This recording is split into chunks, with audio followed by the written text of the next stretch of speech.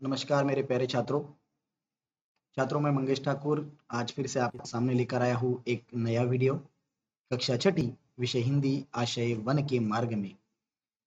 बच्चों, पिछले वीडियो में हमने देखा कि राम, लक्ष्मण और सीता मैया वन गमन के लिए जाते हैं।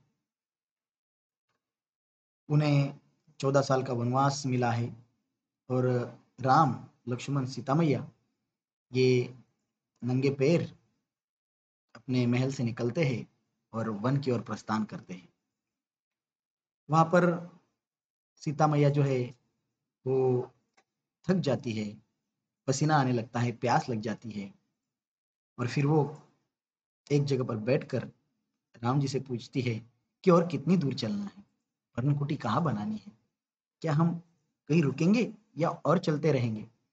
ये सब देखकर श्री राम जी बड़े व्याकुल हो जाते हैं कि अरे, इनकी अवस्था मेरी वजह से हुई है, और फिर उनकी आंखों से आंसू बहने लग जाते हैं। बच्चों, यहाँ तक हमने पिछली वीडियो में देखा था। अब हम इस वीडियो में देखेंगे कुछ पंक्तियां ऐसी है। जल को गए लखनऊ है लरिका परिखो पिय, छाह गरिक हवे ठाडे, पोची पसेऊ बयारी करो, अरु पाव पखारियो भुभुरी डाढ़े। देखिए, जल को गए लखनऊ,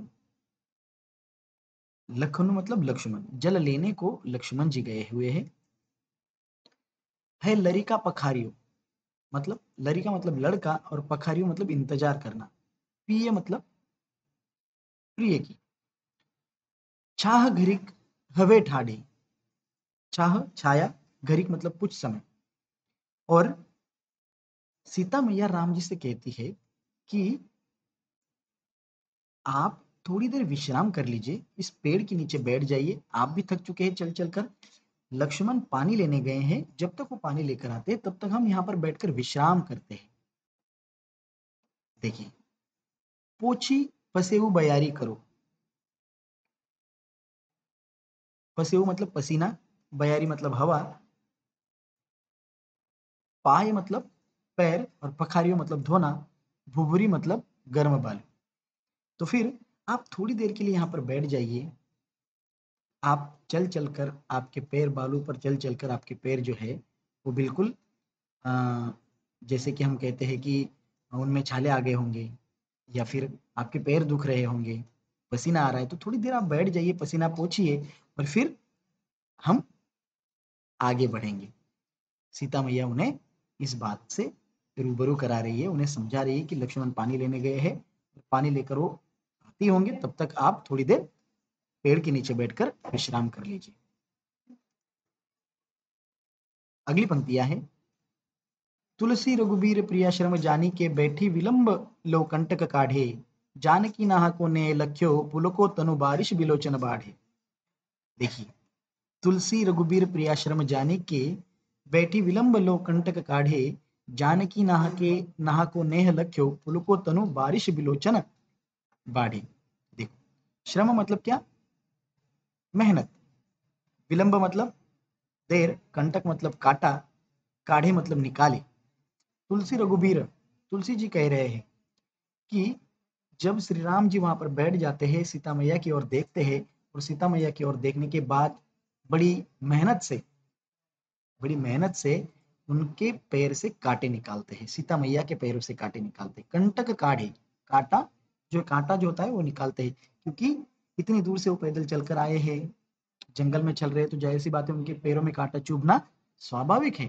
और कांटे चुभने की वजह से उनके पैरों से कहीं ना कहीं से खून निकल रहा है और श्री राम जी, प्रभु रामचंद्र जी उनके पैरों से एक एक कांटा निकाल रहे हैं। देखिए, तुलसी रघुबीर प्रियाश्रम जाने के बैठी विलंब लो कंटक काढ़े। अगली पंक्ति है, देखिए, जानकी नाह को नेह लख्यो पुलको तनु बारिश बिलोचन बाढ़े। देखो, नेह मतलब प्रेम, लख्यो मतलब देखना, पुलको मतलब पुलकित और तनु मतलब शरीर, बारिश मतलब आंसू, है ना, बारिश मतलब आंसू, वहां पे इसका अर्थ ये है। और विलोचन मतलब नेत्र। जब सीता मैया के पैरों में कांटे चुभ गए हैं, उन कांटों को श्री राम जी नीचे बैठकर निकाल रहे हैं, तब सीता मैया श्री राम जी को देखकर बड़े पुलकित होते हैं, बड़े आनंदित होते हैं और उनकी आंसू आंखों से आंसू बहने लगते हैं और श्री रामचंद्र जी की आंखों से भी आंसू बहने लगते हैं कि अरे मेरी वजह से इनकी आज हालत हुई। लेकिन तब सीता मैया बड़ी प्रसन्न होती है कि चलो जो भी है, लेकिन मेरे मेरे अपने पति आज मेरे साथ है और मेरी इतनी देखभाल कर रहे हैं। तो इन बातों को देखते हुए जब कोई पति अपनी पत्नी के प्रति ऐसा व्यवहार करता है तो पत्नी जाहिर सी बात है खुश हो जाती है, पुलकित हो जाती है, फिर वो कितने भी बड़े संकट में क्यों ना हो, कितनी बड़ी समस्या में क्यों ना हो, लेकिन वो बड़ी खुश हो जाती है जब उसे लगता है कि मेरा प्रियकर, मेरा पति मेरे साथ है। और यहाँ पर वही हुआ।